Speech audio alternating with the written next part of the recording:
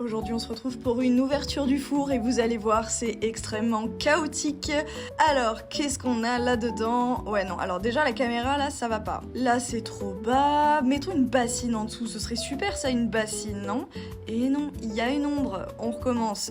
Bon là c'est visiblement un bloc de béton, faut savoir que j'ai un trépied hein. Ok, on a réussi, maintenant l'éclairage. Alors on va partir sur un super éclairage de chantier hein, parce qu'on est dans une grotte après tout, voilà, en mode spéléo, ça va être super. Donc on commence avec cette tasse qui est honnêtement une de mes préférées de toutes celles que j'ai pu faire. Je suis trop fan de cet émail violet avec ses nucléations et tous ses effets, ses spirales, ses petites étoiles, ses lunes aussi cristallisées là. Voilà, j'aime beaucoup cette collection en toute honnêteté. Donc là par exemple il y a des petites tasses également étoilées. Par contre cette collection n'a toujours pas de nom, donc si vous avez des idées, n'hésitez pas à les partager en commentaire. Donc là vous pouvez me voir détailler avec grande attention les objets que je sors du four.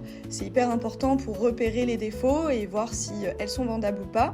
On a une version gros pot à fleurs, donc il y a aussi sa coupelle que vous allez voir plus tard. Il y a un trou dedans pour laisser passer l'eau. La coupelle c'est celle que j'ai dans ma main droite d'ailleurs, mais on la voit mieux ici. Voilà, également donc ces assiettes, toujours de la même collection avec cet émail. Je m'en remets pas en fait, je le trouve incroyable. Ça c'est des petites étoiles sur lesquelles j'écris mes prix pour les marchés. Il y a donc ces deux tasses chiens que vous avez peut-être déjà vues sur mon compte. L'émail a un peu coulé, j'avoue je m'attendais pas à ça, mais c'est ce qui fait partie des aléas de la cuisson. C'est ce qui rend aussi le processus un peu magique. On se retrouve très vite en partie 2 pour la suite de ce défournement. Vous allez voir, là je suis hyper contente, mais c'est un peu les montagnes russes émotionnelles.